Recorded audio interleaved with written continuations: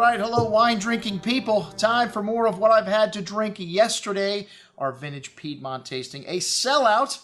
This has been almost every single event we've done this year. So, man, if you want to come to one of our once-in-a-lifetime events, you better look, down the schedule a month or so. Because people are starting to find out, man, these are some of the greatest values of any events that we do. This is for $250 a person. You get to try 10 marquee producers' wines from great vintages. Everything on the table here, 20 years or older, 24 years or older.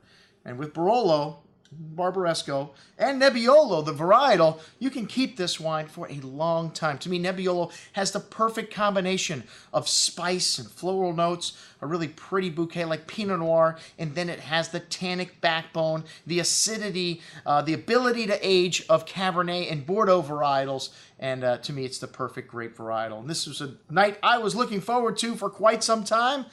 We sent the email out like on a Saturday, and it sold out in like 24 hours.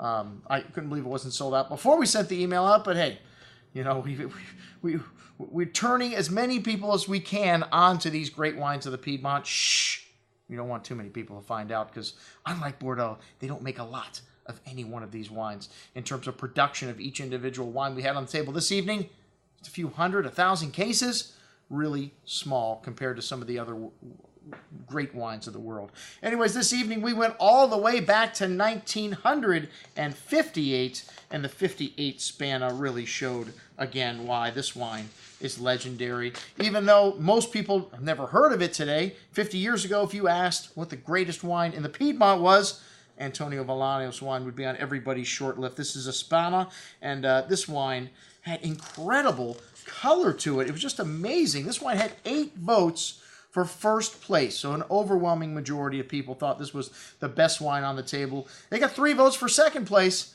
Had an incredible array of dark spices, a little bit of tar, rose petals, still quite a bit of fruit here, and tobacco spice. The color on this wine was even darker and richer than the 64, the 71, or the 74, or the 79 for that matter, of all the Barolos and Barbarescos we had on the table. And on the palate, wow, this wine still had a good bit of fruit here. A lovely, silky, smooth, velvety tannin, bright acidity, lovely balance. Hard to believe this wine was so old. Once again, the wine of the night.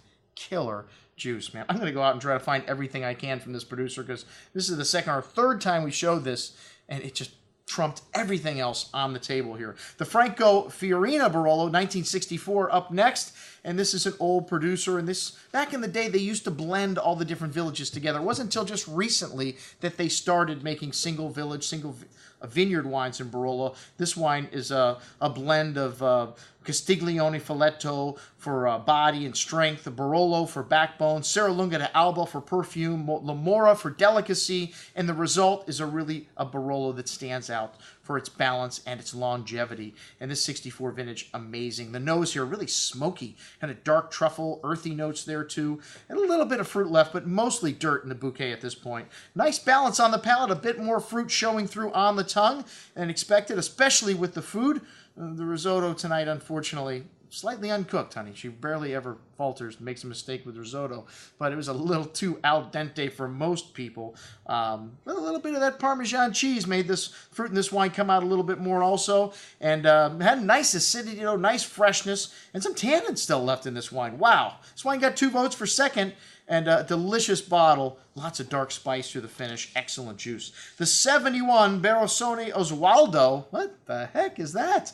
This is a wine shop, Barosone, and he purchased barrels from Francesco Rinaldi. Another thing that people did back in the old day. Today, you won't see Rinaldi selling barrels to people so they could private label it with their wine store name on it.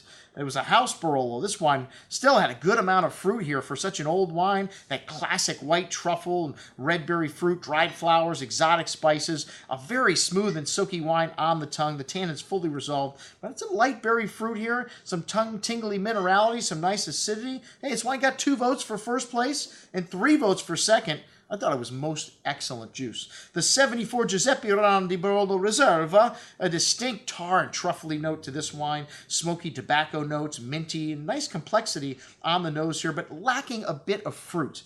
You know, all these wines in the old dog section from 80 and back, you know, you have to like wines with a lot of dirt.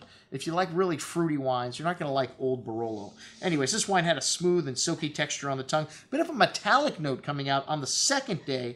Had that distinct earthy, minerally note of the Piedmont. Still some tannins here. A little bit light in the fruit department. Only 1 vote for second place here, but still excellent juice. You know, with the food, much better, especially the mole sauce with a short rib.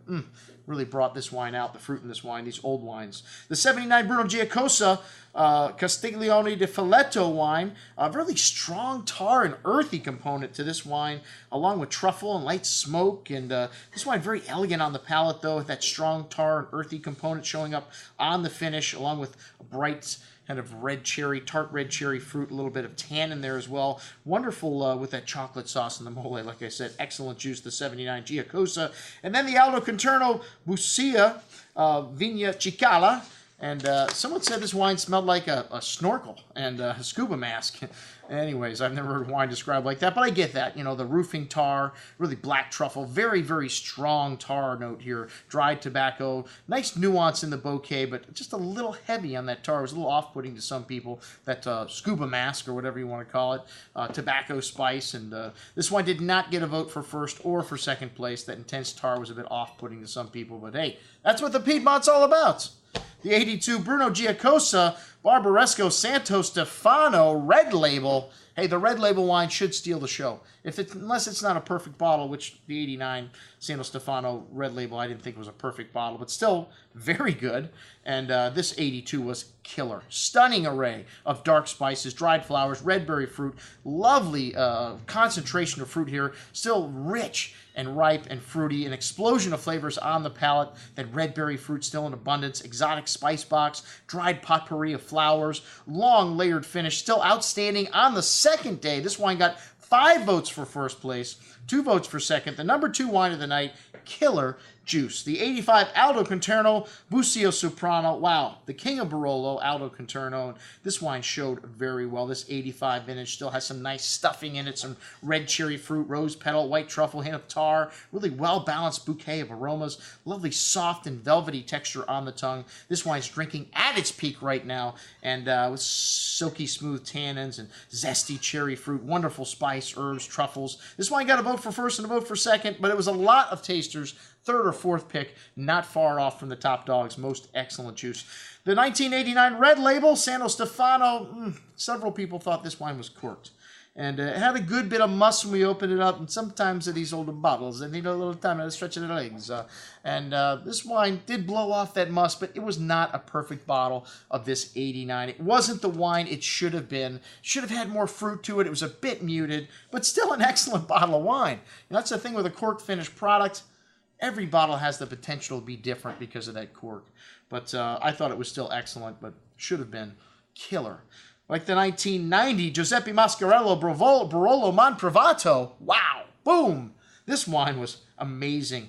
Had an incredible bouquet, camphor, mint, white truffles, rose petals, exotic spices, incense, and a solid core of red cherry fruit. This 1990 vintage, outstanding. Even better on the second day, this wine hit incredible depth and concentration. Lovely, silky, smooth texture on the palate. An array of spices, red berry fruit, wonderful firm acidity here, tannins, very round. This wine was just so incredibly showy. This wine got a vote for first and 4 votes for second, making it the number 3 wine of the night. But, man, killer juice. That's what we had to drink at our vintage Piedmont tasting. I'm your host, Andrew Lampasoni, signing off for the Wine Watch, saying, remember, always drink the good stuff first.